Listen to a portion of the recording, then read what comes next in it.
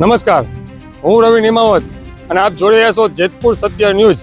અને હું અત્યારે જેતપુર પીઠરિયા ટોલ નાકા ઉપર આવેલો છું અને મને અનેકો વાર ફોન પણ આવેલા કે રવિભાઈ જેતપુર ટોલ નાકાની મુલાકાત પણ લ્યો। એટલે હું આ ટોલ નાકાની મુલાકાત લેવા આવ્યો છું અને હું લોકોને કહેવા પણ માગું છું કે જેતપુર પીઠરિયા ટોલ નાકાથી લઈને જે રીબડા ટોલ નાકું છે એ માત્ર 36 કિલોમીટરના અંતરમાં છે।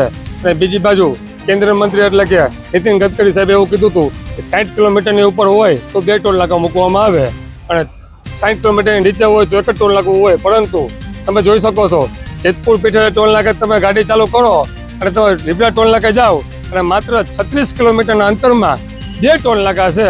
તો આ ટોલ નાકા 2 જે ચાલે છે એ કોના હિસાબે ચાલે છે? શું એવા કોઈ પરિપત્ર છે કે 60 કિલોમીટર અંદર તમે 2 ટોલ નાકા ચલાવી શકો છો?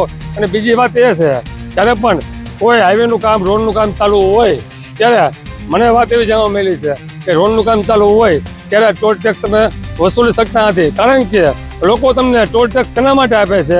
તમે તેને સારા રોડ રસ્તા આપી શકો, લોકો ટ્રાફિકમાં હેરાન ના થાય, ટ્રાફિકમાં મુશ્કેલી ના થાય તેના માટે લોકો તમને ટોલ ટેક્સ આપે છે। પરંતુ જ્યારે ટોલ ટેક્સનું કામ ચાલુ હોય, રોડનું કામ ચાલુ હોય ત્યારે ટોલ ટેક્સ તમે લઈ શકતા નથી, પરંતુ તમે ટોલ ટેક્સ છતાં પણ ઉઘરાવો છો રોડનું કામ ચાલુ છે તોય। કારણ જ્યારે પણ રોડનું કામ પૂરું થાય છે અને સંપૂર્ણ રોડનું કામ પૂરું થઈ જાય એટલે એવું પરિપત્ર આવી જાય છે કે રોડનું કામ સંપૂર્ણ પૂરું થઈ ગયું છે ત્યારે જ તમે ટોલ ટેક્સ ઉઘરાવી શકો છો। પરંતુ અહીંયા તો ખુલ્લેમ ખુલ્લી લૂંટ ચલાવવામાં આવે છે એવું લાગી રહ્યું છે। અને મેં આઈટીઆઈ પણ મેં કરેલી છે સરકારને, બરાબર?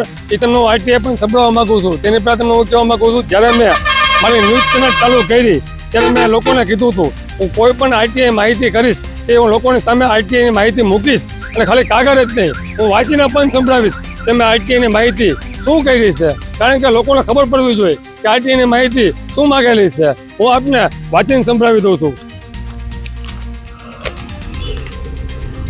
જેતપુર પીઠરિયા અને રીબડા ટોલ પ્લાઝા વચ્ચેનું સત્તાવાર અંતર કેટલા કિલોમીટર છે? શું આ અંતર ભારત સરકારના નેશનલ હાઈવે ફ્રી રૂલ્સ 2008ના નિયમ 11 મુજબ 60 કિલોમીટરથી ઓછું છે? જો હા, તો આ બંને ટોલ નાકાને આટલા નજીક રાખવા માટે કયા સત્તાધિકારી અને કયા ગેજેટ નોટિફિકેશન હેઠળ મંજૂરી આપી છે તે મંજૂરીના પત્રોની નકલ આપશો? શું પોરબંદર રાજકોટ હાઈવેનું કામ હાલમાં પણ અંડર કન્સ્ટ્રક્શન બાંધકામ હેઠળ છે? જો કામ અધૂરું હોય તો બાંધકામ દરમિયાન પ્રજા પાસેથી પૂરેપૂરો ટોલ ટેક્સ વસૂલવાની પરવાનગી આપતું કોઈ સરકારી નોટિફિકેશન હોય તો તેની નકલ આપશો?